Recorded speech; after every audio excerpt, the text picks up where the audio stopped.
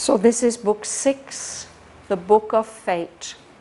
And last week we just started on Canto 2, the problem of pain, which, as I mentioned, is an addition of Aurobindo's to the legend. What happens in Canto 1 of book 6 is part of the legend. But Aurobindo has shown us this protest of the mother's heart when she sees this dreadful doom striking her beloved daughter. And Aurobindo uses this figure of the queen to express all the questions and the feeling of revolt that we human beings feel about pain. So where we are reading now, it is the queen's speech. She is challenging Narad. She has said, how has this mystery of pain, how has this come into the world? Is it that God can't help us? No. And now she's describing all the ways that human beings suffer. And particularly at the moment, she's speaking about our body. She says our body is so cunningly made, and yet for all the parts of our body, it's as if its particular way to suffer, its particular way to die, has also been created for it. And she says, this is the sign and stamp of our humanity, that we have to die and that we suffer in our bodies. So she's continuing with that. I will read about a page and then we'll go back to the beginning and look at each sentence in turn.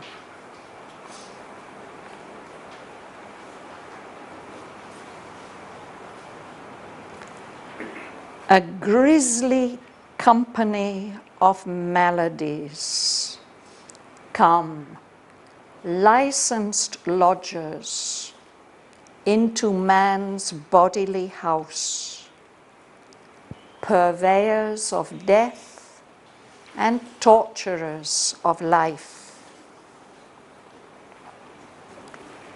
In the malignant hollows of the world, in its subconscious cavern passages, ambushed they lie, waiting their hour to leap, surrounding with danger the sieged city of life. Admitted into the citadel of man's days, they mine his force and maim or suddenly kill. Ourselves within us, lethal forces nurse. We make of our own enemies our guests. Out of their holes like beasts, they creep and gnaw the chords of the divine musician's lyre, till, frayed and thin, the music dies away, or crashing snaps with a last tragic note. All that we are is like a fort beset. All that we strive to be alters like a dream in the grey sleep of matter's ignorance. Mind suffers, lamed by the world's disharmony and the unloveliness of human things. a treasure misspent or cheaply, fruitlessly sold in the bazaar of a blind destiny. A gift of priceless value from time's gods, lost or mislaid in an uncaring world. Life is a marvel missed, an art gone wry, a seeker in a dark and obscure place, an ill-armed warrior facing dreadful odds, an imperfect worker given a baffling task, an ignorant judge of problems ignorance made. Its heavenward flights reached closed and keyless gates, its glorious outbursts peter out in mire.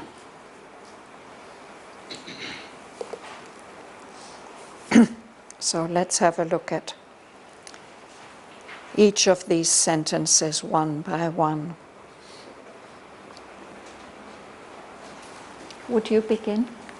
Yes.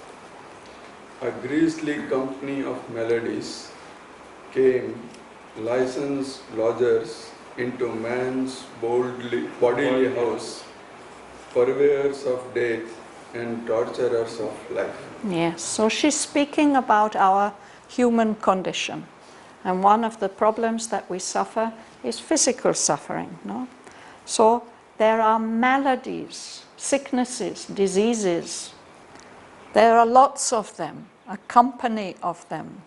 And she says they are a grisly company, horrible, gruesome company of maladies. And they can come into our house. Very often when Sri Aurobindo speaks about our house, he means our body. So these sicknesses can come. They are licensed lodgers. They are allowed to come and lodge in our house, in our body. And they are purveyors of death. They bring death. That's what they supply, a purveyor, somebody who supplies something. And torturers of life. Many of the maladies we get may not bring us death, but they can be very painful. They make life a misery when the body is suffering. Kirit Bhai. In the malignant hollows of the world, in its subconscious cavern passages, ambushed they lie, waiting their hour to leap, surrounding with danger the siege city of life, admitted into the citadel of man's days, they mine his force and maim or suddenly kill. Yes. So where are these maladies hiding?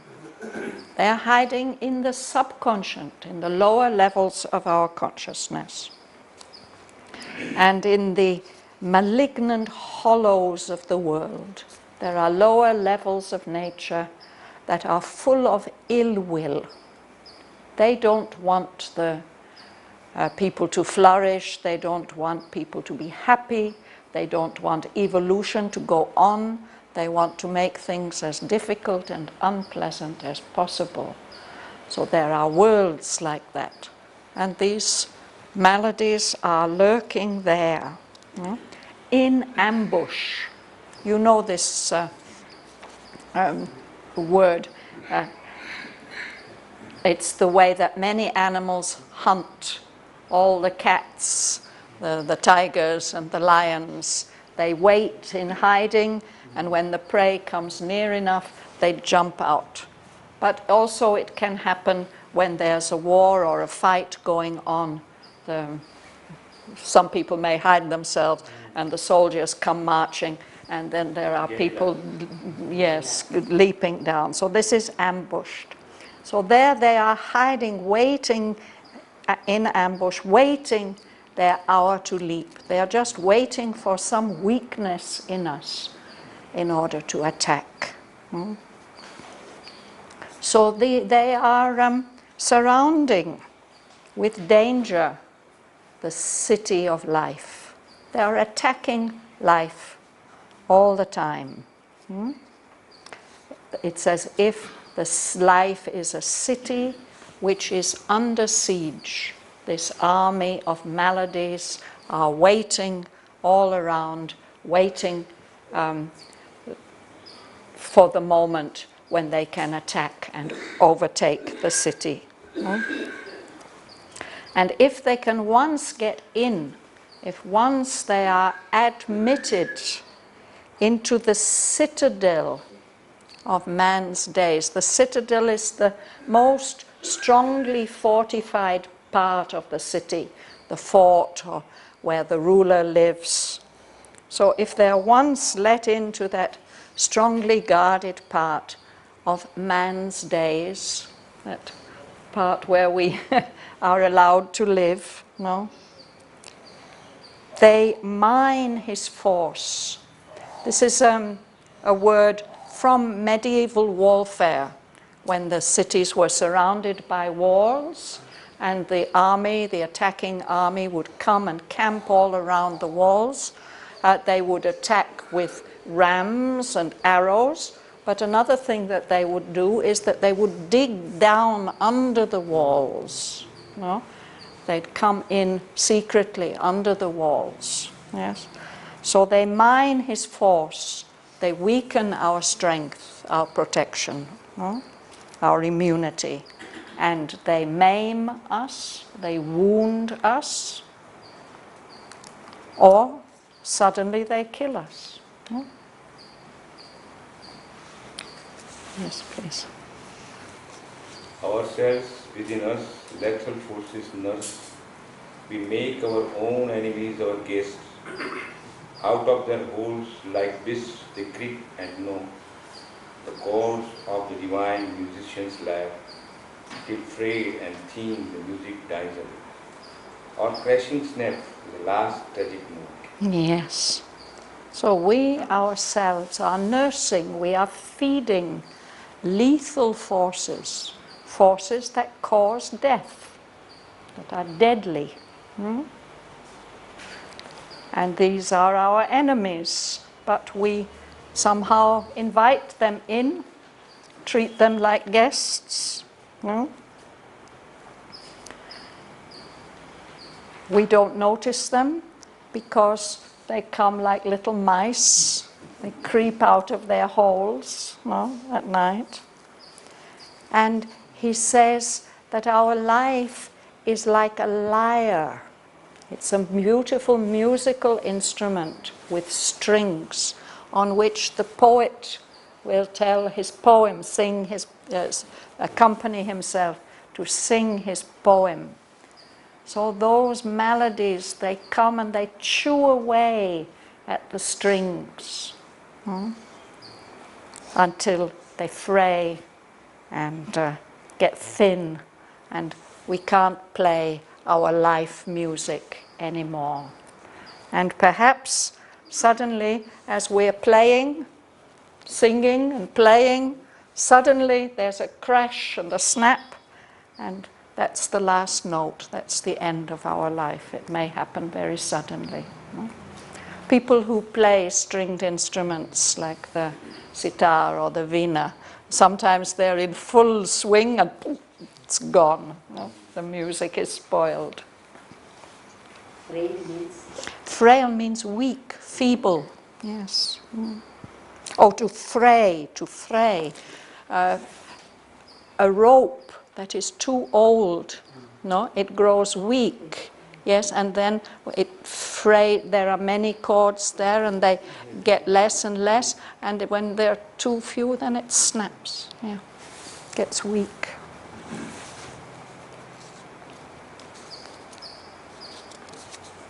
Yes, Baldev. All that we are is like a thought beset. All that we strive to be alters like a dream in the grey sleep of matter's ignorance. Yes. So she's saying that everything we are is like a fort which is being beset. This is the same as besieged. There's an army around us ready to attack.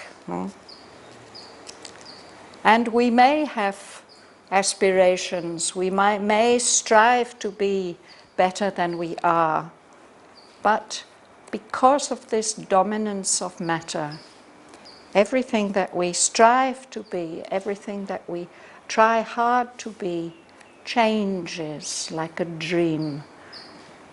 Because here we are, our bodies, our whole selves are dominated by this grey sleep of matter's ignorance.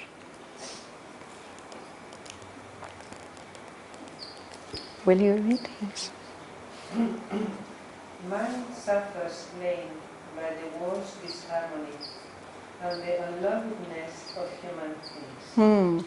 The body suffers, the mind also suffers. The mind is lamed. It's as if we've got a broken leg or something is missing. No? We are lamed. The mind is prevented from acting fully and freely because of all the disharmony in the world. And it suffers also because of the unloveliness. It's a very poignant word. Things should be lovely, things should be beautiful in the world, no? But they aren't. There's so much ugliness and things that are unlovely. Yes. Particularly in our human lives, when we look at nature, that seems to be more harmonious. But our human lives are full of disharmony and unloveliness. In the grey sleep of matter's ignorance, Yeah. this grey sleep. Well, ignorance is a kind of grey state.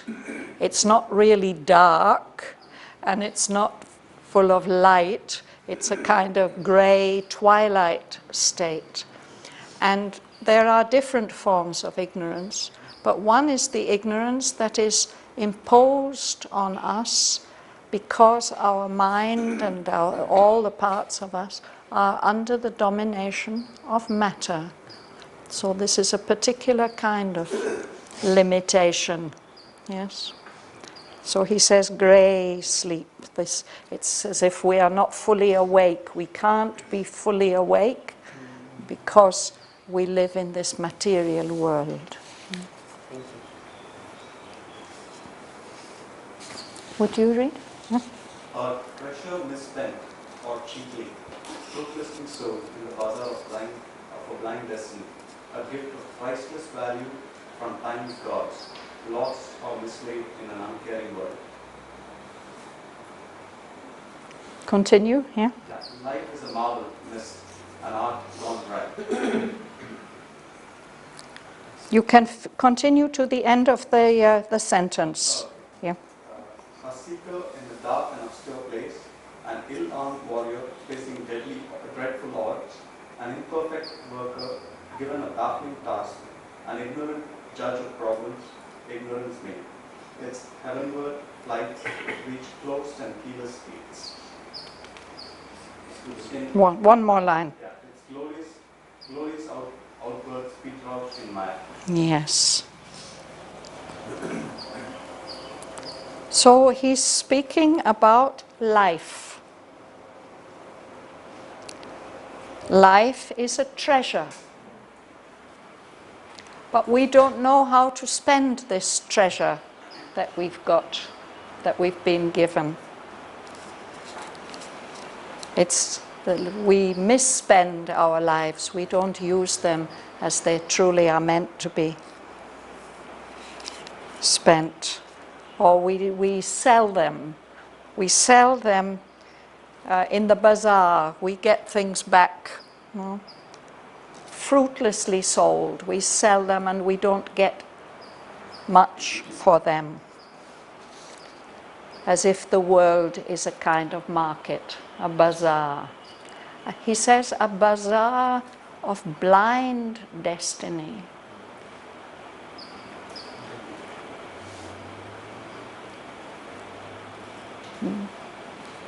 Elsewhere, Aurobindo says that we can see things as if destiny is the outcome of a chain of seeing will.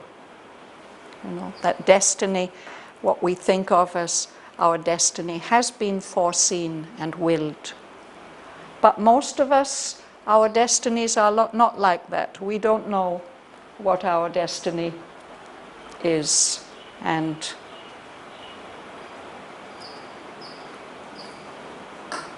because of that, we can't use our lives properly.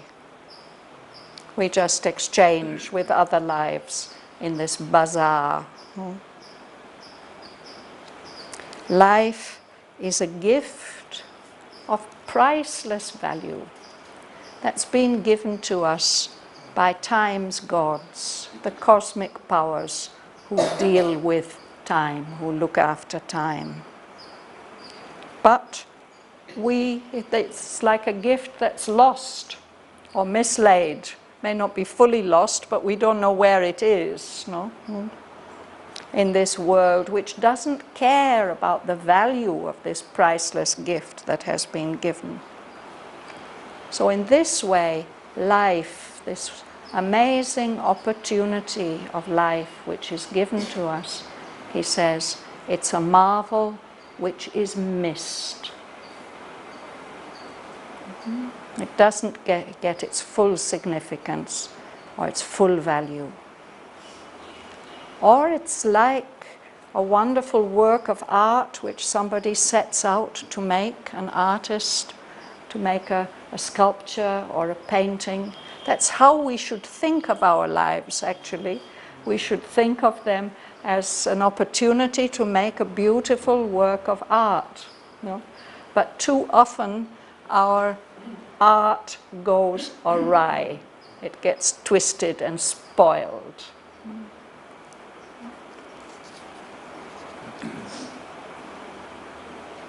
So then he says other things about or she says, this is all the Queen, no?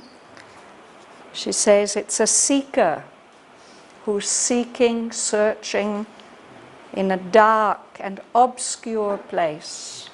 Obscure in the sense that there are many shadows, one can't see clearly, one can't find what one is seeking for.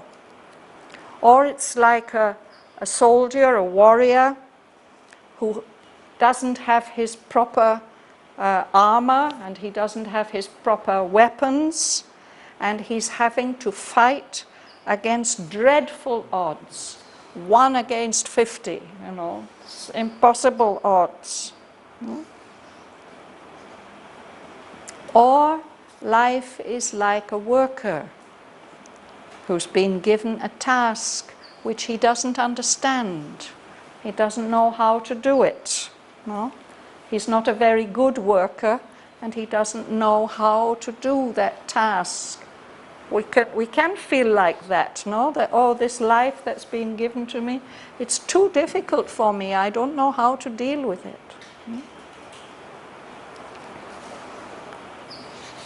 In the course of our life, we have to deal with problems.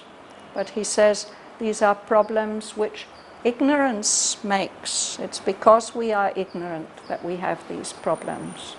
And here we are trying to judge what is the right thing, what is the best way to go about it.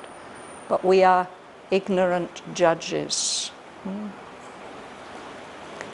Life tries, like a great bird, to fly up to higher levels.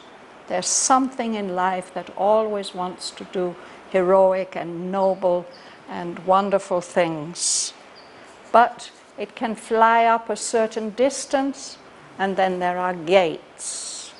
The gates are closed. It doesn't have the key for opening the gates. So those glorious outbursts of life, sometimes all the beautiful energies come and try to express themselves. Okay, for a moment there's a wonderful firework display, but then he says they peter out in mire. A little stream is running, but it just gets sucked up by the ground, peters out.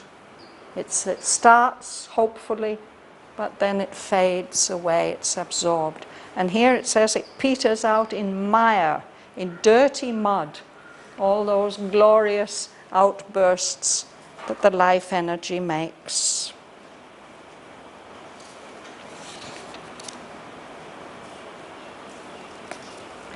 At the back, sir, will you read? On nature's gifts to man occurs firstly. All walks in arm by its own opposites. Error is the comrade of our mortal thought, and falsehood lurks in the deep bosom of truth. Sin poisons with its vivid flowers of joy, or leaves a red scar burned across the soul. Virtue is a great bondage and the goal. Thank you. A jail, actually, yes, a jail, yes.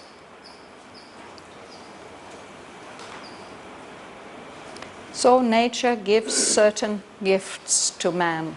Life is one of them. All the beauties of the universe.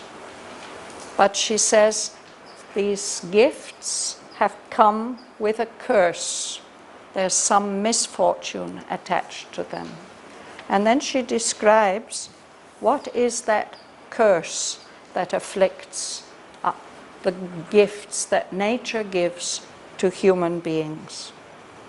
She says here everything is walking along arm in arm with its opposite. Inarmed, arm in arm. So there's nothing that you can get as itself. If there's happiness, there will be sorrow. If there's hot, there'll be cold. If there's light, there'll be darkness. If there's knowledge, there'll be ignorance. Everything walks, moves along, inarmed by its own opposites. That is why error is the comrade of our mortal thought. To err is human, to make mistakes. We're doing it all the time. Falsehood is lurking, is hiding there in the deep bosom of truth. We think we have found some truth and we try to lead our lives according to that truth. But too often it happens that if we stick to it too closely, we find ourselves going astray in one way or another. There is, of course, a truth which is beyond all opposites, but that's not the truth that we find here. What is true for one person is not true for another. There's something we feel like sin, that we can do things which somehow separate us from the divine or from our own soul. So we do things that are sinful, and that's very attractive, the vivid flowers of joy, but these are poisonous flowers, and they have such a terrible effect on us.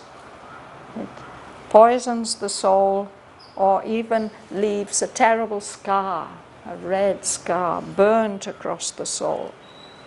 The opposite of sin is virtue. That also, it can be a grey bondage, a prison, which prevents us from developing as the soul needs to develop. Yes, this word jail, G-A-O-L. How does this get pronounced jail? It's an old spelling, and I think I've mentioned before, Aurobindo uses this spelling in a couple of places in Savitri, but we also find the modern spelling of J-A-I-L, a jail, a prison. So this old spelling, it's one of the very illogical spellings that we have in our English language. And when I was studying in the university, I remember our teacher who was teaching us about the origins of words. She said that the spelling had come from one French dialect and the pronunciation from another one. But that word, I don't think it is used in French anymore. Who will read next? Ma'am, will you read? Every Yes? step is laid for us a Oh, snare, okay. alien to reason and the spirit's life, or fount of action from a darkness birth. In ignorance and nescience are our roots. At every step is laid for us a snare. Hunters lay snares on the paths in the forest where the animals go. They want to catch a deer or a rabbit or something.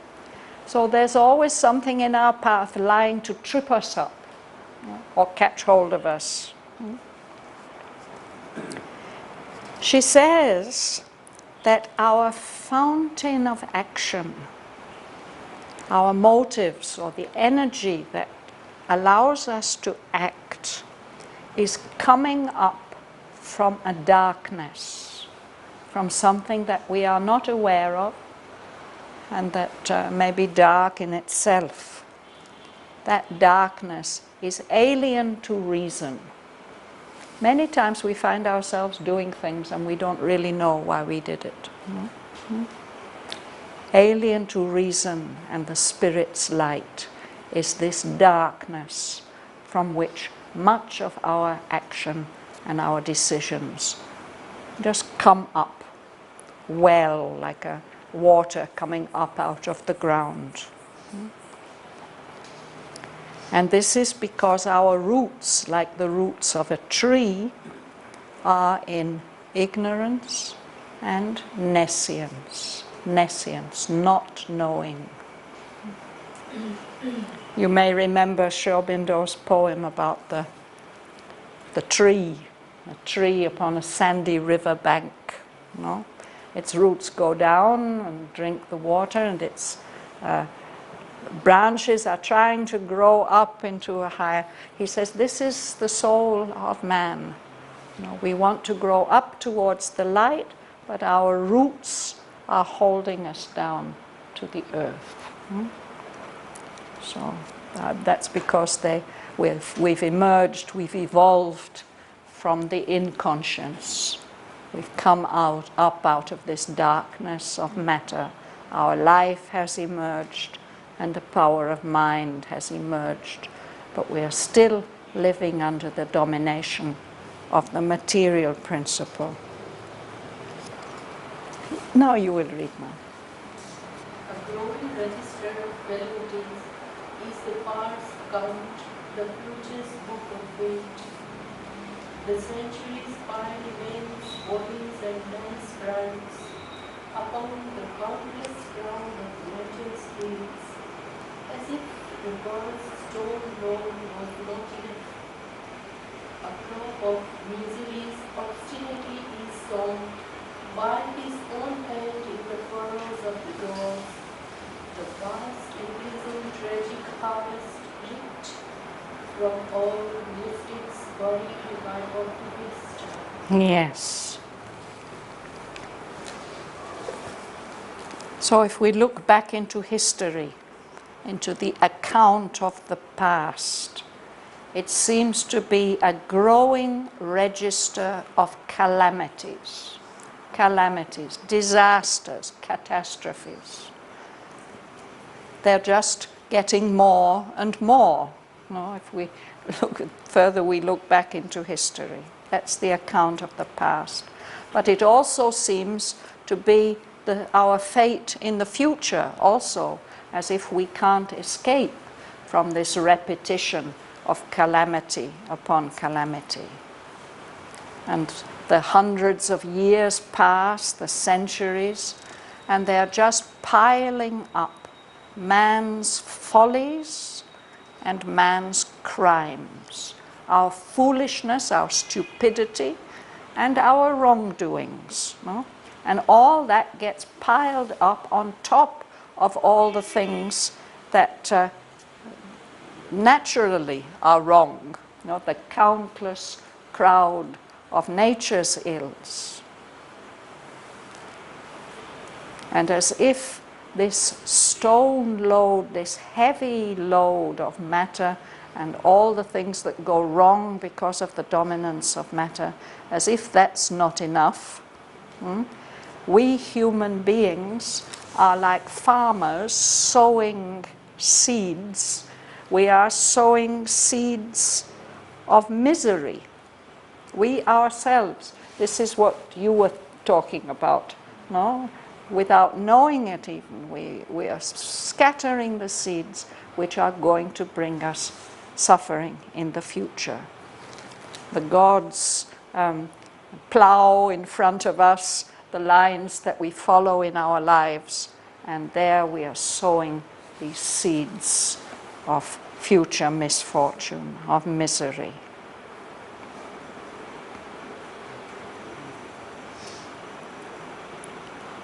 One more, Joel.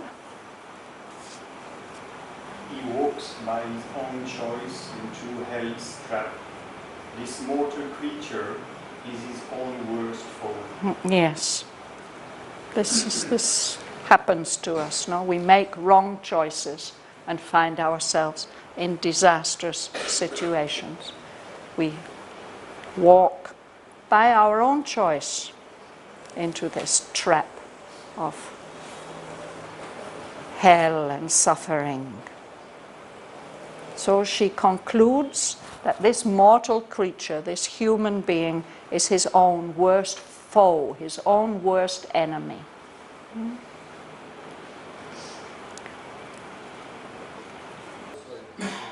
His science is an artificial good.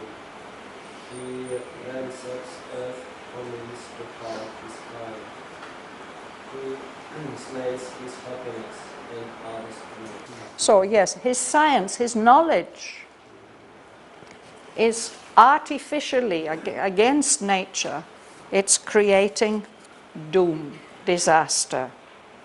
Of course, it doesn't only do that. We have to remember here that the Queen is expressing a very dark picture of life, and I'm sorry it goes on for quite a lot longer. We won't come to anything brighter today. But that's true. We have seen this because science can do things that benefit us, but because everything walks in-armed with its own opposite, those same powers that can bring us advantages and blessings, they also bring us doom. And we human beings, we ransack Earth like a band of robbers. We burst in and we're looking for everything valuable and we take it away. It's a very brutal way that we treat the Earth. And we are doing it deliberately to find ways to harm other human beings, our kind. Human beings destroy their own happiness and the good of others also.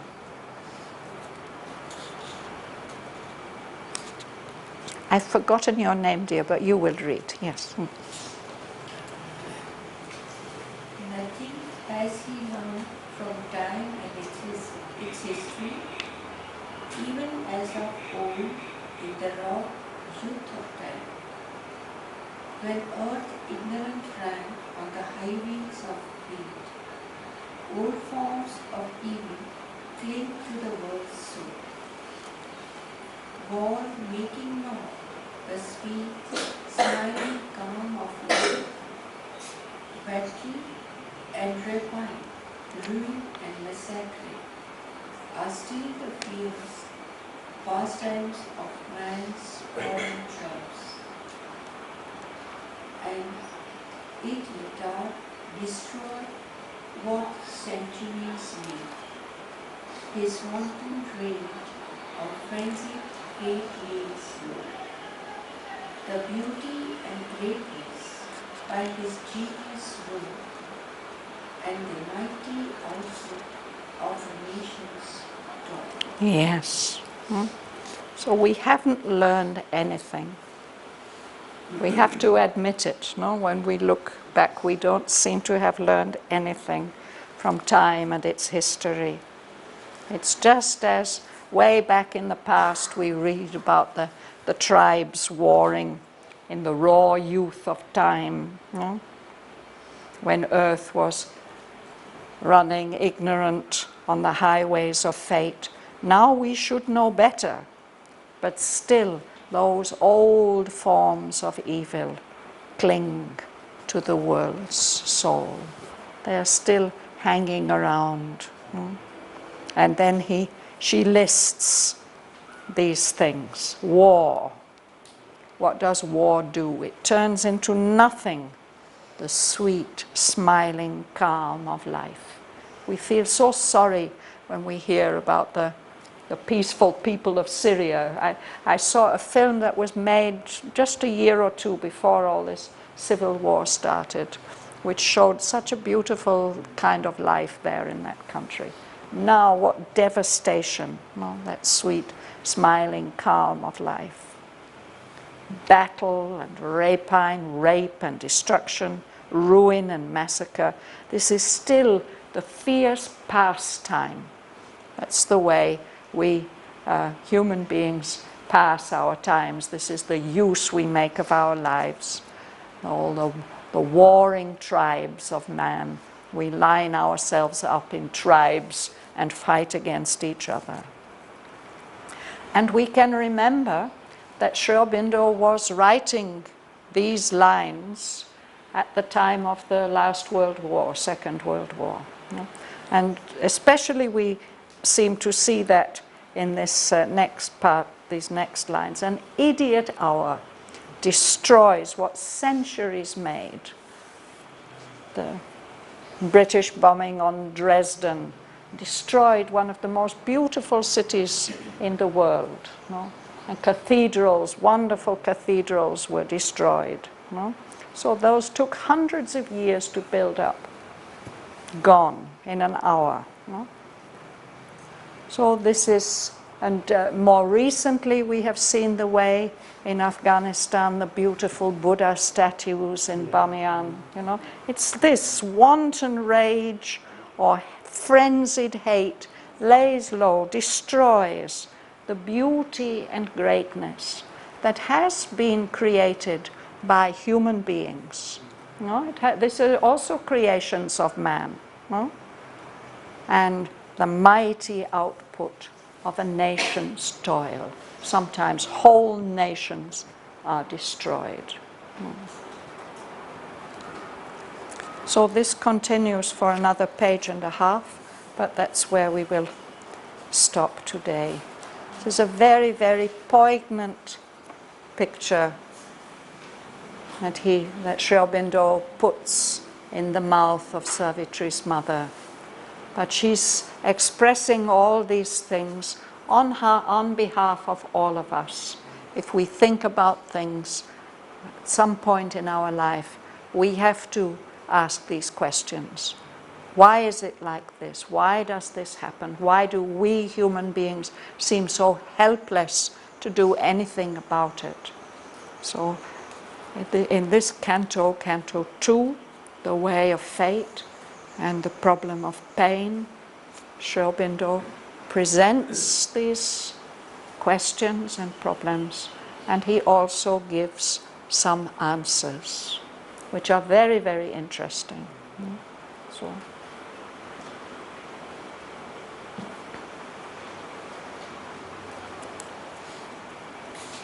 So in our classes, we close by reading the same lines together. Shall we do that now?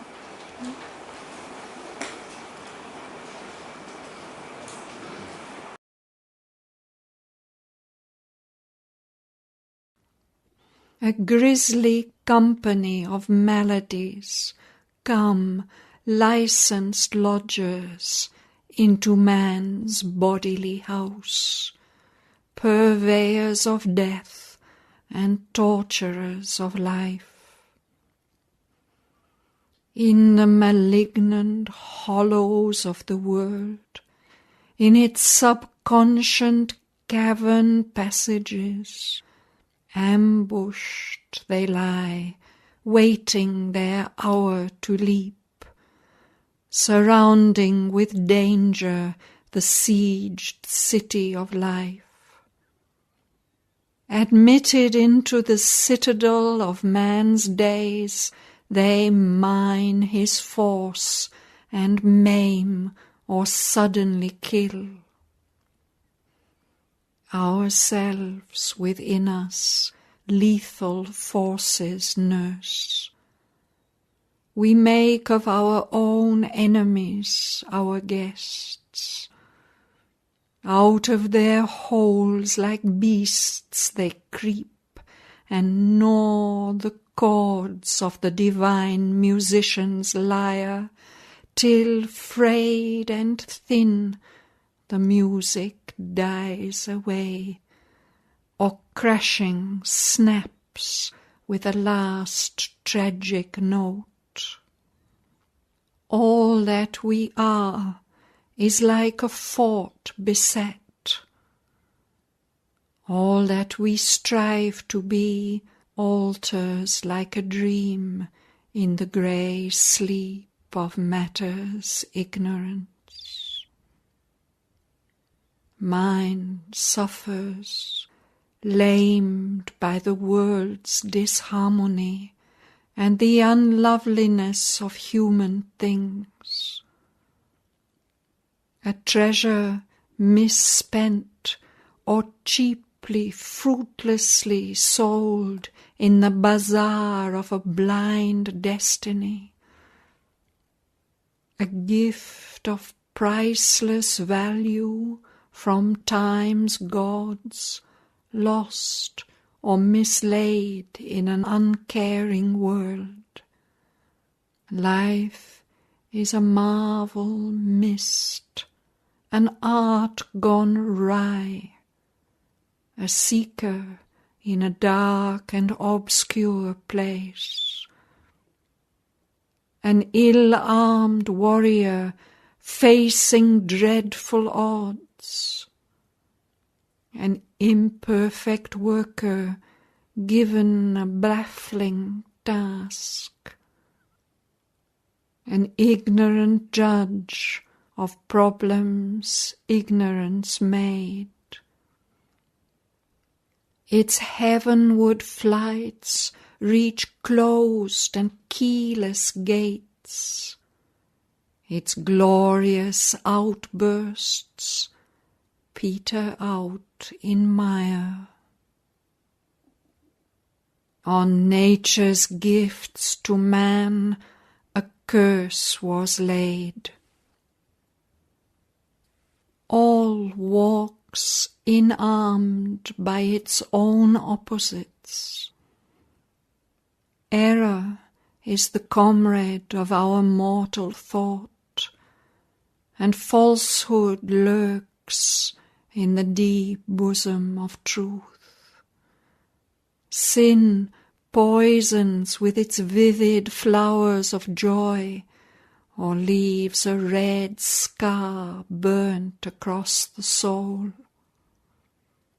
Virtue is a grey bondage and a jail. At every step is laid for us a snare. Alien to reason and the spirit's light, our fount of action from a darkness wells. In ignorance and nescience are our roots. A growing register of calamities is the past's account, the future's book of fate. The centuries pile man's follies and man's crimes upon the countless crowd of nature's ills. As if the world's stone load was not enough, a crop of miseries obstinately is sown by his own hand in the furrows of the gods. The vast increasing tragic harvest reaped from old misdeeds buried by oblivious time. He walks by his own choice into hell's trap. This mortal creature is his own worst foe. His science is an artificer of doom. He ransacks earth for means to harm his kind. He slays his happiness and others' good. Nothing has he learned from time and its history. Even as of old, in the raw youth of time, when earth ignorant ran on the highways of fate, old forms of evil cling to the world's soul. War, making naught the sweet smiling calm of life. Battle and rapine, ruin and massacre are still the fierce pastimes of man's warring tribes. An idiot hour destroys what centuries made. His wanton rage or frenzied hate lays low the beauty and greatness by his genius wrought, and the mighty output of a nation's toil.